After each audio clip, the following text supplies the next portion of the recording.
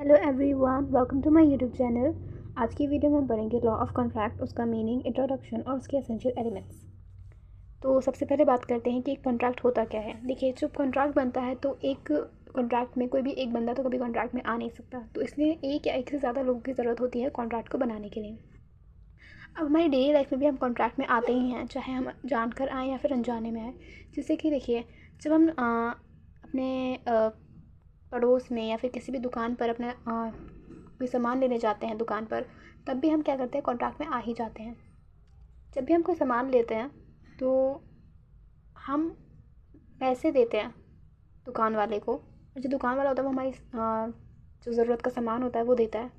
तो एक तरीके से दो लोगों के बीच का एक कॉन्ट्रैक्ट बन जाता है, जहाँ पर मनी जो है यहाँ पर कंसिडरेशन के फॉर्म में दी जाती है, और जो सामने वाला जो दूसरी पार्टी होती है यानी जो दुकानदार है वो भी बाध्य बन जाता है पे करने के लिए। ओ सॉरी, आपको आपका जो जिस चीज़ के लिए आप पे कर रहे हो उस चीज़ के वो चीज़ को प्रोवाइड कराने के लिए। तो यहाँ पर एक तरीके से कॉन्ट्रैक्ट तो बन ही गया ना। तो ये ऐसे ही हम डेली रूटीन में बहुत सारे कॉन्ट्रैक्ट्स में आते जाते मतलब आते रहते हैं। वहीं यहाँ पर लिखा हुआ है सेम कि contract law is very important part of commercial law. We enter into many contracts daily knowingly और unknowingly. For example, when we travel in a bus or in rickshaw, when we give our dresses to press or iron to laundryman, or when we purchase daily routine items from a shop, we enter into contract. This is an important aspect of human behavior. अब बात करते हैं Indian contract act 1872 की। तो जो हमारा 1872 का जो एक्ट है, इंडियन कॉन्ट्रैक्ट एक्ट, इसमें जो अभी जो टोटल नंबर ऑफ चैप्टर्स हैं वो अब 9 हैं। पहले इसमें 11 चैप्टर्स होते थे, बाद में क्या हो गया, इसमें अमेंडमेंट हुआ और उसके बाद क्या हुआ, 2 चैप्टर्स जो थे वो निकाल कर अलग बना दिए गए एक्ट, अपने आप अलग एक्ट बन गए। तो यहाँ लिखा हुआ है कि in India Indian contract act 1872 act 9 of 1872 is in force today. This act came into force on 1st day of September, यानी कि 1 सितंबर 1872 को हमारा इंडियन कॉन्ट्रैक्ट एक्ट आ गया था।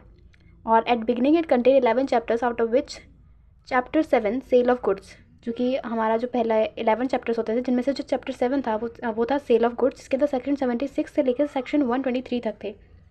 उस चैप्टर को क्या करा गया, उस चैप्टर को यहाँ से निकाल दिया गया, और चैप्टर 11 जो था, जो कि अब पार्टनरशिप एक्ट बन चुका है, वो था उसके अंदर सेक्शन 239 था, तो वो भी इस एक्ट से क्या कर दिया गया, रिपील कर दिया गया। और जो 2 नए लेजिस्लेशन थे उनको एग्जिस्टेंस में लाया गया। हमारे 2 एक्ट्स आए, जो कि हैं सेल ऑफ गुड्स एक्ट 1930 और इंडियन पार्टनरशिप एक्ट 1932। अब जो हमारा इंडियन कॉन्ट्रैक्ट एक्ट है उसमें हमारे जो सेक्शंस होते हैं वो सेक्शन 1 से लेकर 75 तक जनरल प्रिंसिपल्स होते हैं और स्पेसिफिक प्रिंसिपल्स होते हैं। हमारा स्पेसिफिक कॉन्ट्रैक्ट होता है 124 से लेकर 238 तक के सेक्शंस। तो जो टोटल हमारे सेक्शंस होते हैं वो होते हैं 1 से लेकर 238 तक। इंडियन कॉन्ट्रैक्ट एक्ट के अंदर ये सेक्शंस कोडिफाइड हैं। मतलब जो हमारा इंडियन कॉन्ट्रैक्ट एक्ट है वो 2 पार्ट में डिवाइडेड है, जनरल प्रिंसिपल और स्पेसिफिक प्रिंसिपल। जनरल प्रिंसिपल्स में सेक्शन 1 से लेकर 75 तक आते हैं, और 124 से लेकर सेक्शन 238 तक के हमारे स्पेसिफिक कॉन्ट्रैक्ट्स में आते हैं, जो जिसके अंदर हमारे पेमेंट का सेक्शन आ जाता है, और गारंटी और एजेंसी, इनसे रिलेटेड हमारे सेक्शंस आएंगे आगे, हम जिसमें पढ़ेंगे। अब बात करते हैं कि हमारा जो कॉन्ट्रैक्ट है वो किन वेज़ में हो सकता है। तो हमारा 2 वेज़ में होता है कॉन्ट्रैक्ट, ओरल में भी होता है और रिटन में भी होता है। जहाँ पर हमारा रिटन नेसेसरी होता है कि हाँ, जहाँ पर लॉ रिक्वायर करता है कि हाँ आपको नेसेसरी है कि आपको जो कॉन्ट्रैक्ट है वो रिटन में ही होना चाहिए, वहाँ पर रिटन में ज़रूरी होता है। अब यहाँ पर लिखा है कि ओरल कॉन्ट्रैक्ट और रिटन कॉन्ट्रैक्ट। पहले हम बात करते हैं ओरल कॉन्ट्रैक्ट। क्या a contract can be in oral form. For example, इसमें एग्जाम्पल से समझते हैं। ए ने बी से बोला कि वो क्या करेगा, वो अपना ही would like to sell his watch for 2000 rupees, और बी ने क्या करा, उसका एक्सेप्ट कर लिया इस ऑफ़र को। तो यहाँ पर दोनों के बीच में क्या कॉन्ट्रैक्ट हुआ है, दोनों के बीच में बोलकर कॉन्ट्रैक्ट हुआ है, ऐसा कोई भी रिटन डॉक्यूमेंटेशंस नहीं हुई है, कुछ भी ऐसा नहीं हुआ। तो इससे हम कह सकते हैं कि एक ओरल कॉन्ट्रैक्ट था। जहाँ पर हम बी की बात, अब यहाँ पर रिटन कॉन्ट्रैक्ट की बात करते हैं, तो रिटन कॉन्ट्रैक्ट में डॉक्यूमेंटेशंस या फिर जो भी आपके रिटन रिक्वायरमेंट्स होती है उनको फुलफिल करना ज़रूरी होता है। Where the law requires the agreement in writing then it must be in writing. अब यहाँ पर भी एग्जांपल है, A proposes in writing to B to sell his horse for 500 rupees and B accepts the proposal of A.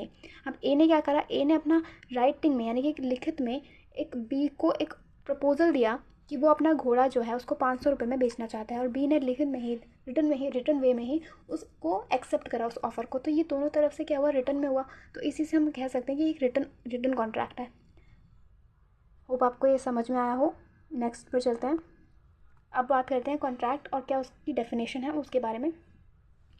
तो देखिए, contract का मतलब तो आपको समझ में आ गया होगा कि कॉन्ट्रैक्ट होता है क्या। देखो, कॉन्ट्रैक्ट जो होता है दो लोगों के या दो से ज़्यादा लोगों के बीच में ही हो सकता है। एक अकेला बंदा कभी भी कॉन्ट्रैक्ट में नहीं आ सकता। A contract is a bilateral transaction between two or more than two parties. Every contract has to go through several stages starting from proposal. आपको कॉन्ट्रैक्ट में बहुत सारे स्टेजेस होते हैं जो कि हम आगे पढ़ेंगे, जैसे प्रपोजल हो गया, एक्सेप्टेंस हो गया, है ना ये। और इस पर सबसे पहला स्टेज जो होता है वो प्रपोजल होता है, बिना ऑफर के। यानी कि आप अगर प्रपोजल कोई आपको देगा नहीं या फिर कोई प्रपोजल अगर बनाएगा नहीं तो कॉन्ट्रैक्ट कभी एग्जिस्टेंस में आ ही नहीं सकता। इसलिए प्रपोजल बहुत इंपॉर्टेंट और सबसे पहला स्टेज होता है कॉन्ट्रैक्ट का। डेफिनेशन यहाँ पर गिवन है। एंसन ने डेफिनेशन दी है। Anson has defined the term contract in his book law of contract as a contract consist in an actionable promise और promises. Every such promise involves two parties, a promissory and a promisee, and an expression of a common intention and of an expectation as to act of forbearance promised. देखिए, ये same बात बोली है कि मतलब contract में दो से ज़्यादा लोगों की ज़रूरत होती है, और इसमें एक प्रॉमिसर होता है और एक प्रॉमिसी होता है। प्रॉमिसर वो होता है जो क्या करता है, अपने आप प्रॉमिस बनाता है, जो प्रपोजल देता है, और प्रॉमिसी वो होता है जो उस प्रपोजल को एक्सेप्ट करता है। और दोनों की एक ही इंटेंशन होनी चाहिए, एक ही एक्सपेक्टेशंस होती है कि मतलब जो कॉन्ट्रैक्ट आया है उसकी फुलफिलमेंट हो। बेसिक मतलब यही कहा गया है इसमें। और जो हमारा इंडियन कॉन्ट्रैक्ट एक्ट है वो उसका सेक्शन 2H जो है वो कॉन्ट्रैक्ट को डिफाइन करता है। An agreement enforceable by law is a contract, जो कि लॉ के द्वारा यानी कि जिसको हमारे लॉ के द्वारा, कानून के द्वारा मान्यता मिल जाए उसको ही हम कॉन्ट्रैक्ट बोलते हैं। जो एग्रीमेंट है अगर वो लॉ उसको एनफोर्स कर दे तो वो एक कॉन्ट्रैक्ट बन जाता है। अब बात करते हैं एसेंशियल एलिमेंट्स। तो हमारे जो एसेंशियल एलिमेंट्स है कॉन्ट्रैक्ट में, जो हमारा इंडियन कॉन्ट्रैक्ट एक्ट 1872 है उसके अंदर हमें कुछ एसेंशियल एलिमेंट्स दिए गए हैं, और वो एसेंशियल एलिमेंट्स आते हैं सेक्शन 10 के अंदर। और इन्हीं अगर ये सेक्शन 10 के अंदर जितने भी जो एसेंशियल एलिमेंट्स गिवन हैं अगर ये फुलफ़िल हो जाते हैं तभी हमारा कॉन्ट्रैक्ट जो है वैलिड माना जाता है। अगर इनमें से कोई भी अगर एसेंशियल एलिमेंट अगर प्रेजेंट नहीं है तो हमारा जो कॉन्ट्रैक्ट होगा वो वॉइड माना जाएगा, यानी कि वो बिल्कुल भी एग्जिस्टेंस में नहीं आएगा। तो सबसे पहला तो क्या है इसमें, प्रॉमिस और a set of promises. Promise होना चाहिए यानी कि एक प्रपोजल होना चाहिए, मतलब एक पार्टी एक अपना प्रॉमिस रखे। मतलब बिना प्रॉमिस के तो बनेगा ही नहीं ना। कॉन्ट्रैक्ट बनने के लिए प्रॉमिस होना चाहिए, सेट ऑफ प्रॉमिसेस होने चाहिए, यानी दोनों तरफ, या तो एक तरफ से कोई प्रॉमिस हो या फिर दोनों तरफ से, दोनों पार्टी आपस में कोई प्रॉमिस कर रहे हैं। तो जैसे एग्जांपल हमने जैसे भी किया था कि ए ने बी को बोला कि वो अपनी वॉच देगा और उसके बदले में वो उसे 2000 बी जो है 2000 रुपये पे करेगा। तो दोनों के बीच में एक प्रॉमिस हुआ ना।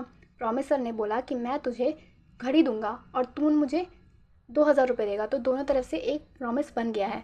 तो यहाँ पर प्रॉमिस और सेट ऑफ प्रॉमिसेस होना ज़रूरी है, ठीक है। दूसरा जाता है consideration for both the parties. अब दोनों पार्टीज़ के बीच में कंसिडरेशन होनी चाहिए, है ना। कंसिडरेशन नहीं होगी तो कॉन्ट्रैक्ट नहीं बन पाएगा। कंसिडरेशन क्या होती है, कंसिडरेशन यानी कि आप किसी काम को करवाने के लिए या कुछ आप किसी से कुछ चीज़ ले रहे हो तो उसके बिहाफ पे आप मतलब उसके बदले में आपको क्या मिल रहा है, कोई अमाउंट मिल रहा है या कोई आपको कोई चीज़ मिल रही है, तो that is known as consideration, ठीक है। तो इसी तरीके से कंसिडरेशन होना बहुत ज़रूरी है दोनों पार्टीज़ के लिए, ठीक है। जैसे हमने अभी एग्जांपल इसको डिस्कस किया था कि वो घड़ी देगा, तो यहाँ पे उसके लिए घड़ी कंसिडरेशन थे और उसके लिए पैसे कंसिडरेशन थे, ठीक है। Parties must be competent to contract. जो पार्टीज़ होनी चाहिए वो कम्पिटेंट होनी चाहिए कॉन्ट्रैक्ट के लिए, यानी कि कोई भी ऐसा इंसान नहीं होना चाहिए जो कि मतलब कॉन्ट्रैक्ट नहीं बना सकता है। मतलब या तो माइनर नहीं होना चाहिए, है ना, या फिर कोई भी अनसाउंड माइंड का पर्सन नहीं होना चाहिए। मतलब ऐसा कोई भी व्यक्ति ना हो जो कॉन्ट्रैक्ट में नहीं आ सकता, जो कॉन्ट्रैक्ट नहीं बना सकता। पार्टीज जो होनी चाहिए कॉम्पिटेंट होनी चाहिए, मतलब कॉन्ट्रैक्ट करने के लायक होनी चाहिए कि कॉन्ट्रैक्ट कर सके वो, ठीक है। अब आ जाता है free consent of the parties to the agreement. यानी कि फ्री कंसेंट से मतलब है कि कोई भी कंसेंट, यानी कि जो कंसेंट लिया जा रहा है किसी पार्टी का किसी कॉन्ट्रैक्ट को करने के लिए, अगर कोई कंसेंट लिया जाता है तो वो फ्रीली हो, मतलब उनकी अपनी विल से हो, अपनी मर्ज़ी से हो, यानी कि वो उनको फोर्स ना किया जाए, है ना। कोई कोएर्जन ना हो, कोई मिसरिप्रेजेंटेशन ना हो, कोई मतलब कोई भी फोर्सफुल ना हो। फ्री कंसेंट होना चाहिए दोनों पार्टीज़ में से। अगर जो कंसेंट है, अगर वो फ्रॉडली लिया जा रहा है, या फिर मिसरिप्रेजेंटेशन से लिया जा रहा है, या फिर किसी भी गलत तरीके से लिया जा रहा है, तो वो फ्रीली नहीं है, मतलब फोर्सफुली अगर लिया जा रहा है तो गलत है। वो वाइड माना जाएगा। जो कॉन्ट्रैक्ट है वो कभी भी एग्जिस्टेंस में नहीं आएगा, वो कॉन्ट्रैक्ट वाइड माना जाएगा, वो एग्रीमेंट नहीं हो पाएगा। इसलिए फ्री कंसेंट होना ज़रूरी होता है एग्रीमेंट को फॉर्म करने के लिए दोनों पार्टीज़ की तरफ से। फिर आ जाता है consideration and object must be lawful. ये देखिए, कंसिडरेशन जो कंसिडरेशन है, या फिर जिस बिहाफ पर आपका कॉन्ट्रैक्ट हो रहा है, वो जो चीज़ है वो लॉफुल होनी चाहिए, लीगल होनी चाहिए, इलीगल नहीं होनी चाहिए। लीगल और इमोरल जो भी इलीगल और इमोरल ग्राउंड्स पे एक कॉन्ट्रैक्ट कभी भी फॉर्म नहीं किया जाना चाहिए, वरना वो कॉन्ट्रैक्ट जो होगा वो वाइड माना जाएगा। ठीक है। The agreement must not have been expressly declared to be void under the contract act और एनी अदर एक्ट। और जो एग्रीमेंट है वो कहीं भी किसी तरीके से, यानी कि अगर आप कोई एग्रीमेंट कर रहे हो तो वो वाइड नहीं होना चाहिए। सपोज़ आपने किसी को ए ने बोला बी को कि मैं तुझे 500 रुपये दूंगा, सॉरी 5,000 रुपये दूंगा अगर तू सी का मर्डर कर दे। अब यहाँ पर जो ये हुआ है ये क्या है, ये एक इलीगल एग्रीमेंट है। तो इलीगल एग्रीमेंट है तो ये क्या है, ये अपने आप में वाइड एग्रीमेंट है। अब यहाँ पर वाइड एग्रीमेंट है तो हमारे जो कॉन्ट्रैक्ट एक्ट है उसके अंदर जो वाइड एग्रीमेंट्स आते हैं उसके अंदर यहाँ पर ये वाइड यानी कि एक एग्रीमेंट कभी भी एक्जिस्टेंस में नहीं आ सकता। तो यही बात है कि इसमें लिखा है कि the agreement must not have been expressly declare to be void under the contract act और एनी अदर एक्ट। अगर वो ऐसा वाइड एक्ट होगा तो वो भी एग्रीमेंट फॉर्म नहीं होगा।